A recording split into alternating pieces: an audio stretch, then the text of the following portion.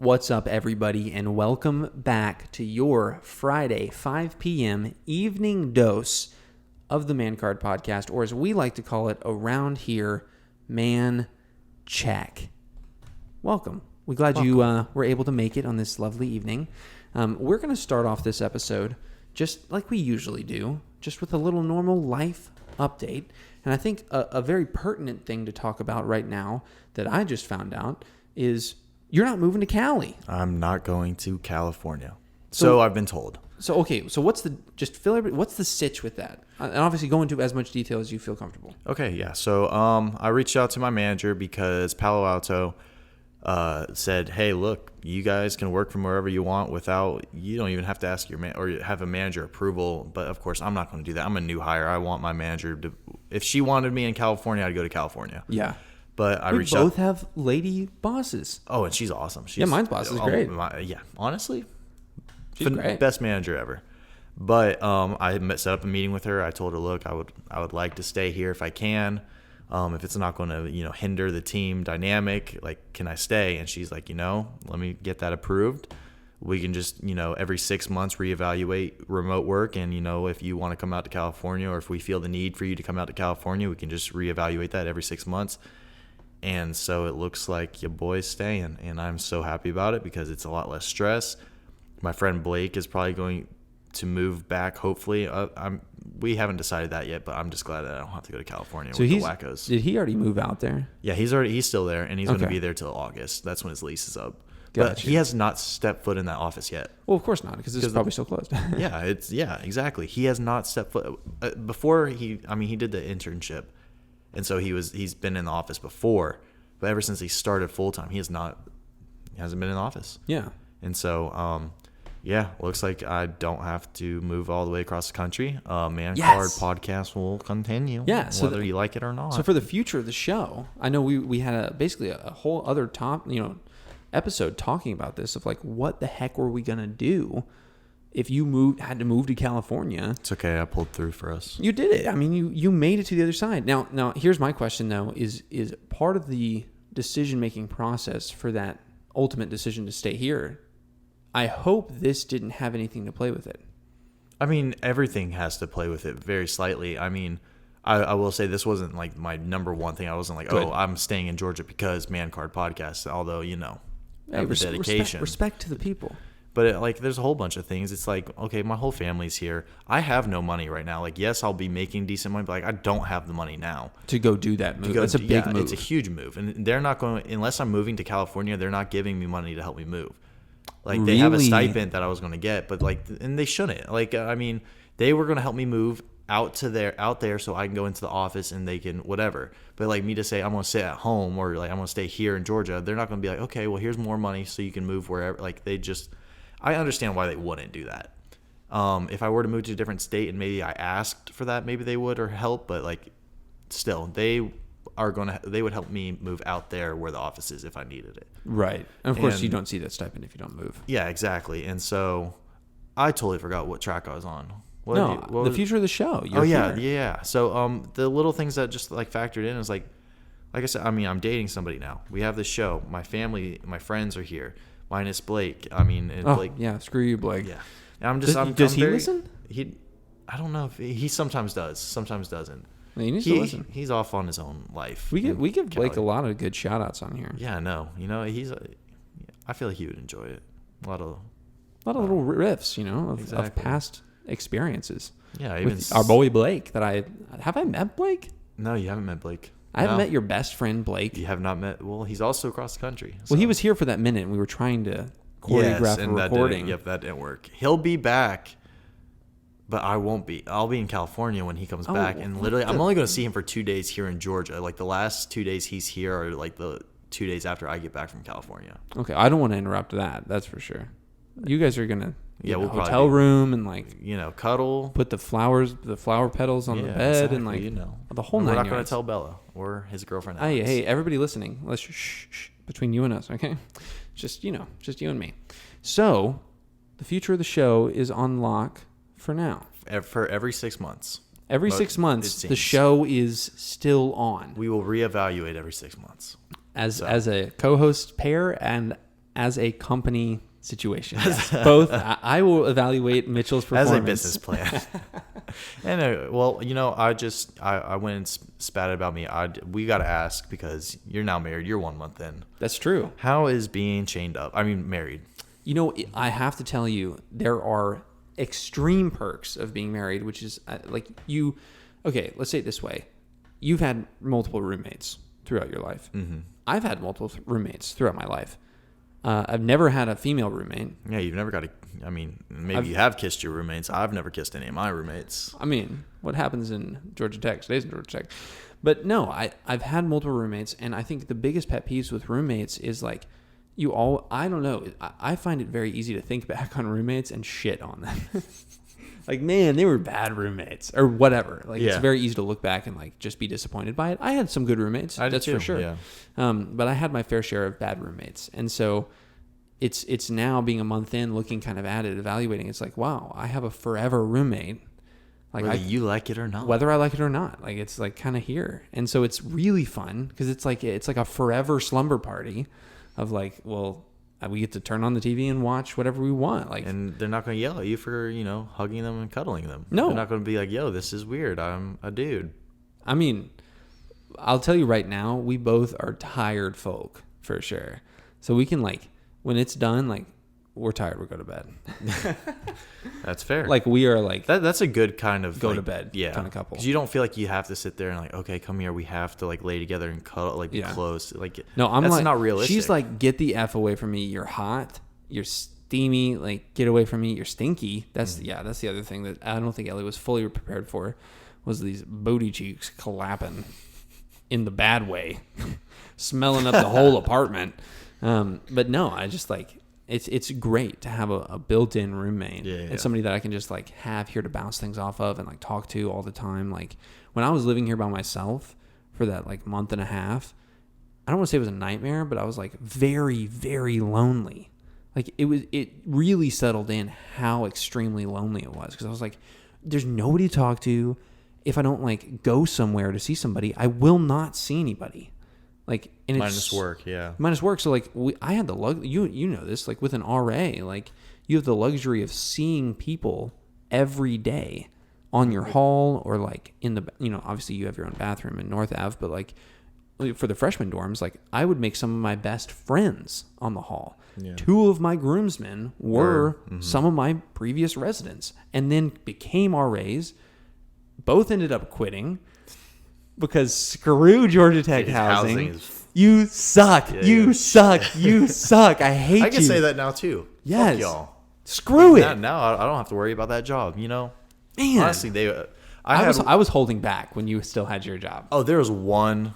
I've had one boss throughout RA housing that I liked, and that was James. That was my first one. James was chill. James was the man. James is still the man. Everyone else, Andrew Pash, I liked him too. Aside from that, y'all can all go fuck yourselves. Yeah, Jerry honestly. Cherry, you're a legend. I love you. That's okay. Also, I didn't mind Travis. Honestly, just the housing department, all the higher ups, fuck y'all. Yeah, they were very disappointing. Yeah. Because it turned into a conglomeration of we can't offend. It's like the perfect example of the train is heading towards a track of 4 people and a track of 1 person. And they have to choose, with all of the cultural pressure behind it, which track to go on to. And they, ironically, choose the path to screw the most people possible to not offend this one stupid dude. Yeah. And I'm why is that so necessary? That doesn't make any sense to me. My example is I bought a secret Hitler board game. Has nothing, besides the name, has nothing to do with Hitler or Jews or anything, Zero. Ironically, the Liberal Party in the game is the good side. Yes. And, just because the name Secret Hitler, one resident was oh, that's offensive. Told housing. Housing said, look, you need to give it to us or else, and we're not paying you back for the game. Even though they said they would. I got a bill from, Hall Council to pay for it and telling me I was going to get reimbursed. All approved. Done. Out $100 almost. Yeah. The game costs $100. Oh, it is pretty expensive. Yeah, it was three of them, and they're all $30 each. Dude. So, yeah. Well, okay, so I find that ironic because I was introduced to that game when I was RAing over the summer for It's a great game. Gavin It's so much and fun. Eric. Yep. And they introduced it to me, and it was legendary. It was some of the best bonding moments over that game. And I was like, and every person loved it, of every culture, every race. Everybody thought it was hilarious. The Jews came in and they were like, "What the heck? You didn't deal me in? Let me get in on this!" Like everybody loved it, and it was just like it's like a secret, like hidden identity game. It's like Mafia. Literally, you could have named anything. They could have named anything else, and it has nothing to do with the game. It could be like Secret Pony, like. Who's the unicorn? Who's the regular horse? Like it literally could have been anything. It just so happened to be the name of the game. It has nothing. That's literally it. That's all it has to do with Hitler. But that perfectly encapsulates. I mean, that's just one of a plethora of examples we could go into about how shitty Georgia Tech housing is. And I'm not even going to limit it to Georgia Tech housing. Let's just go collegiate housing, blanket statement across the United States. If you're not a Judeo-Christian conservative college, you all suck. You all are woke, and it's annoying. Like, no offense. Like, let's just all be level-headed here. Like, there's no way you could pay me billions of dollars to, hey, Noah, go back and be a part of housing. No. Never again. I'll go into debt more. I'm not going to go. Even the free housing at the end there wasn't worth it. Wasn't worth it. I literally, Gavin and Eric quit. Yeah, I know. They straight up, yeah. Well, I'm sorry. They're still there. I'm sorry. Gavin quit. Eric got fired. Oh, yeah, because he withdrew from all of his classes. Yeah, so he got fired. But I respect the frick out of that guy for getting fired. Yeah. Because they couldn't even fire me.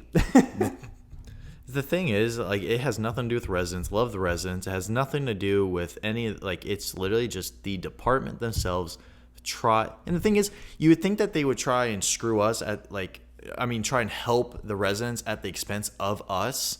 But no, they made it living there for even residents crap too. Miserable. Like, they would get residents in trouble for doing the most random things. Like, I vowed as an RA to not be these people's parents. Yeah, same. I am a gatekeeper to safety, maybe, but I am not their parent. And the last thing freshmen coming into college want or need is yet another freaking parent coming to tell them what to do and what not to do.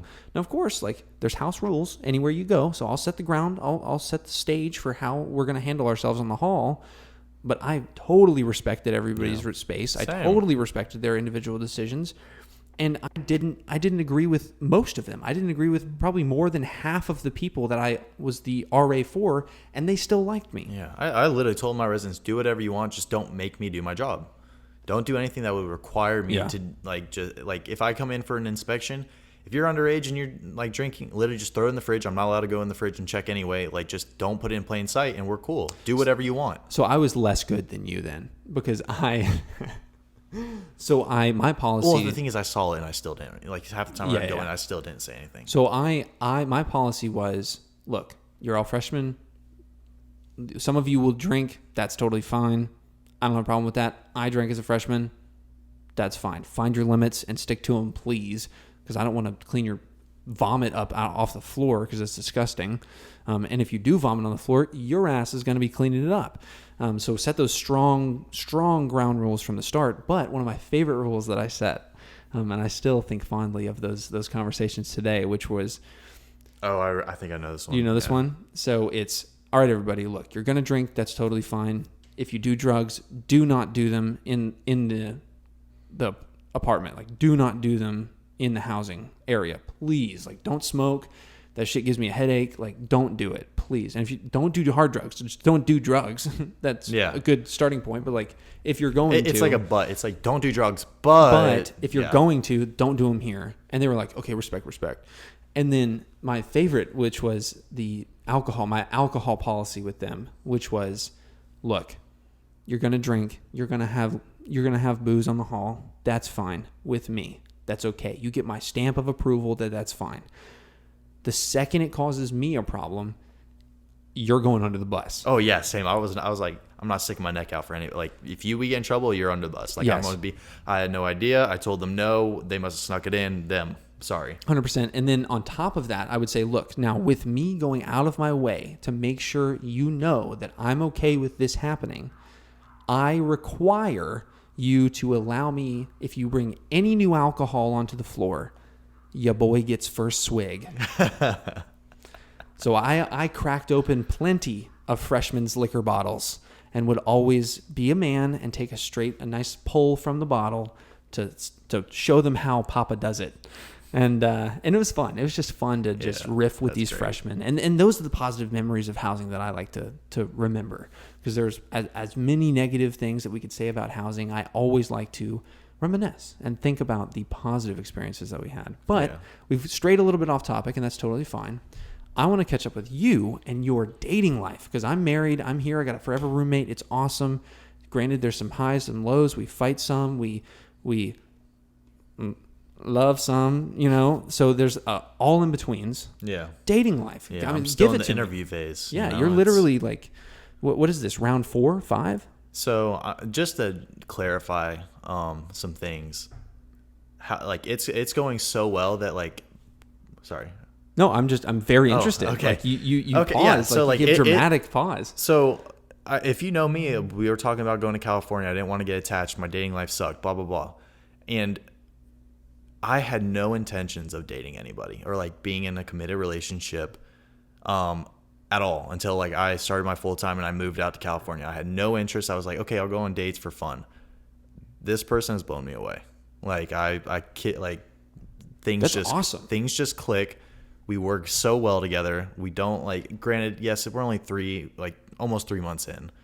And we haven't fought yet. Obviously, it's early. It's honeymoon phase. Yes, things are great, but also just our dark humor, the humor that we get with each other, phenomenal. We just click off each other so well. Everything was so natural after the first day. Obviously, you have nerves, but things just have been great. And honestly, I don't mean to jinx it, but she's also one of many reasons that I'm glad I'm staying in Georgia. I've pushed for it too. Wow, Bella, I hope you snapped a clip of that part of the episode, because that was just very doting and very adorable. That's of all of the things that I've been able to witness you say that come out of your mouth, that was one of the all-time sweetest things that I've heard you say. I rehearsed it, yeah. I think that, it was. We got the script over here. Yeah. You hear that?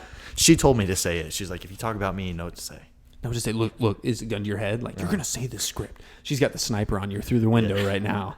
Little do you know. I love her. Wow, she's my favorite. I did not. Whoa. That's not what. No, that doesn't count. It was sorry, I didn't beat up your mic too. That was not. That wasn't an accordion, whatever it's called, mishap. That was accordion slip. Yeah, that was a simple going with the joke. Sorry, So okay, and we're not going to cut that out. I know we're not. Since you brought it up, we won't say the word, because God forbid you say the L word, loser. So you guys obviously haven't said that to each other yet. No, and we 3 months in. Hold on, we can get. Oh, do you hear that? Yeah. Well, welcome to Atlanta. See, I set off the alarm. Shouldn't have said it to L word too early. I know. Whoop whoop whoop whoop. Coming for you. But the thing is, we've kind of talked about that, and she made a very valid point. And we're not. I don't think we're at that stage where we love each other.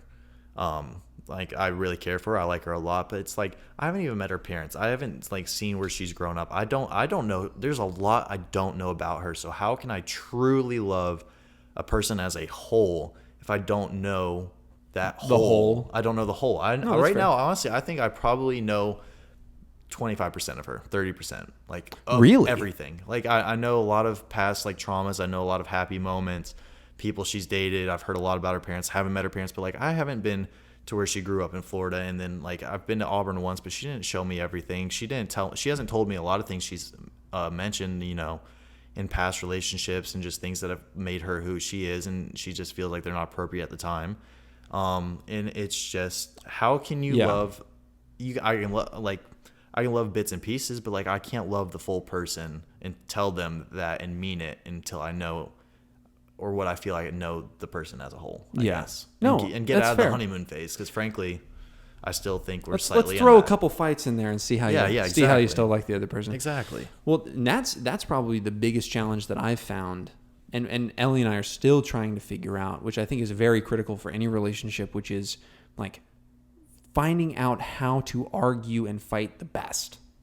You know what I mean? You're going to argue, you're going to fight it inevitably. That's just it's two human beings coming together in any context. You're going to kind of have a little friction. but and not in the fun way.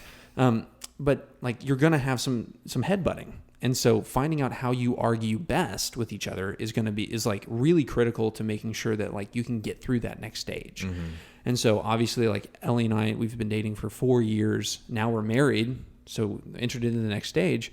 But it's like we've had our fair share of arguments, spats, me losing my shit, her losing her shit, her getting mad at something that's stupid, me getting mad at something that's stupid. Like we've had the whole gambit, and so we kind of can gauge off of that. Yeah.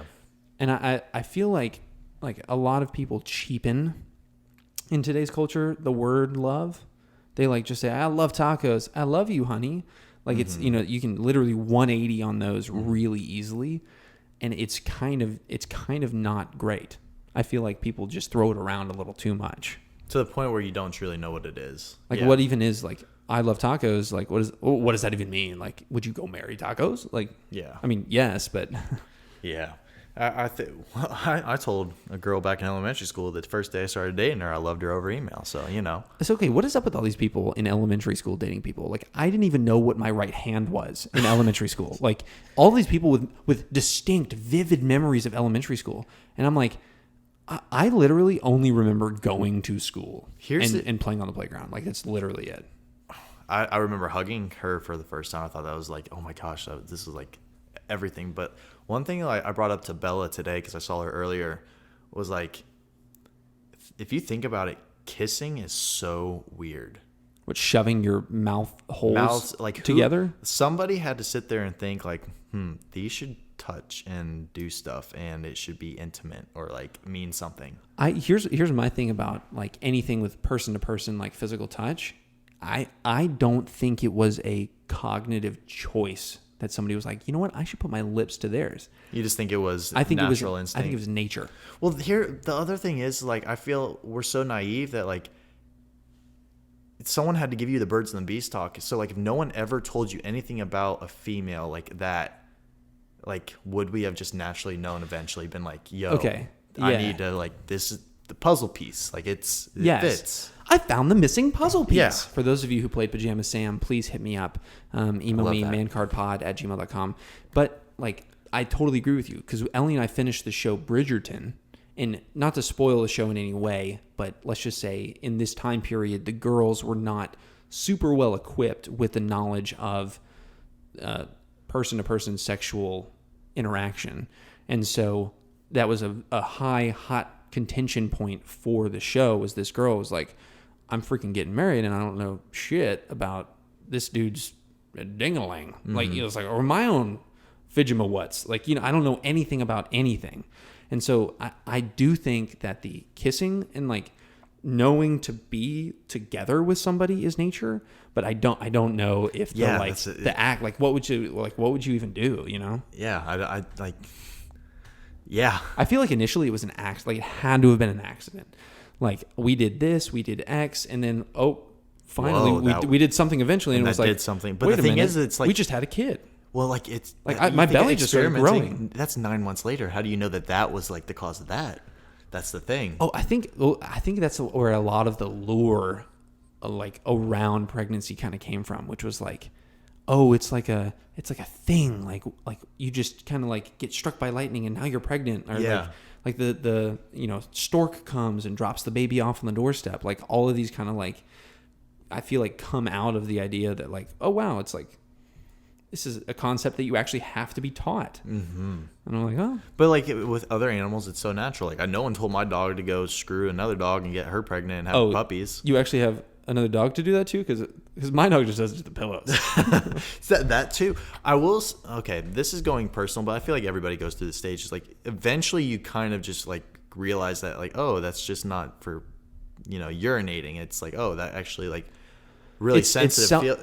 Accidentally. It could be the most accidental thing. Well, there's self-discovery. Yeah, exactly. So like when you're a kid growing up, like, I don't know if you had this. I had this for sure, which was like you discover different parts of your body. So like obviously elementary school, I was discovering my hands.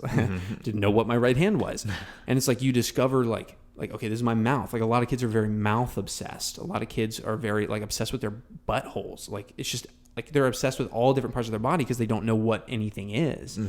And then they discover it, and then it's like, then you learn from like either having conversations with your parents or like I learned a lot from peers, which I feel like that's where I got it's everything. a really bad way to learn. Yeah, that's where I first got introduced to any type of anything was like. It's like the blind leading the blind. It is. It really. That's quintessentially what it is. Yeah. So the last thing I want to touch on, so we can reel it all the way back in, and the main question I want to end on today, which is, do we ever stop dating somebody? Like I'm married, and I feel like I have a lifelong person to date. Well, if you dump them, yeah. No, but I'm saying like you're dating somebody. Let's say you and Bella end up together, right? I mean, just theoretically. Let's just go through a thought experiment. Let's just put this on a strong hypothetical, Bella. So Okay. Be careful with the ears listening to this. Obviously, no L word included. But let's say you guys end up together. Mm-hmm. Like, do you think that the function of your relationship is going to shift when you guys end up getting married? Just from your perspective, because I'm on the other side of it, so I just want to hear what you think. Yes. I feel like, okay, we haven't necessarily hit that stage, but like there's days that I just go over to her place and we sit and we like watch a show and that's it. And we just chill out and we just lay in bed and I feel like that's a very married couple thing to do. We joke about it, we're like, God, are we like married already? We're sitting here, we're eating popcorn, watching Deal or No Deal. Like, but Howie Mandel, what a guy. But then also like tomorrow, Friday, like we're spending the whole day together. We're going on Fast and Furious comes out. We're going on a date together. Granted, yes, I'm the one that wanted to see it, so like I'm taking her on a date to see a movie, whatever. We went on a date initially when we started the podcast, and we watched Fast and Furious. It's funny actually. If you look at that picture on our Instagram, it's the scene where they just finished banging. And Yes, it's on the screen. Yeah, and Mitchell and I were like, "Hey, we need to take a photo." This scene inspired us to take a photo together. Oh boy! But I think being on the other side, like I agree with you that married couples, I think, do things much differently. Mm-hmm. And of course, there's, the perk of being married is like we get to do much more than we got to do and experience, than when we were dating. Yeah. Which is super special. But I think it stays the same. I think it stays exactly the same. And if it does change, I think I have a theory that that's when you have to start investigating problems. Okay, so you're talking about like, okay, what about honeymoon phase? Like getting out of that? Do you think that should be continued, or do you think? I think at least at a minimum, if we're thinking about a graph, getting nerdy. It's like the asymptote. It starts high, and then it slowly goes down to where it's like almost like a stock. It like boom, boom, boom, and then it finally levels out to where it's supposed to be. I can see that. Like if you're happy there, like if that's what like brings y'all joy, and it stays there, it should stay there forever. Like dating and get engaged, married. Yeah, but if it goes down from there, then it's like there's issues. But my challenge is like I've been the happiest I've ever been dating and being married to Ellie. And if that dips at all, something is wrong. Like something is dramatically wrong. And let's just end on this quote, and we'll probably end up using this in a later episode. But my dad gave me this quote, as my dad usually does, which is, if your relationship isn't a barrel of monkeys, meaning a really heckin' good time and very fun, you're doing it wrong. And that we'll leave you with that today. I know we're running out of time, but thank you for tuning in. Make sure to make your relationship a barrel of freaking monkeys. We will see you on Monday. Adios. See ya.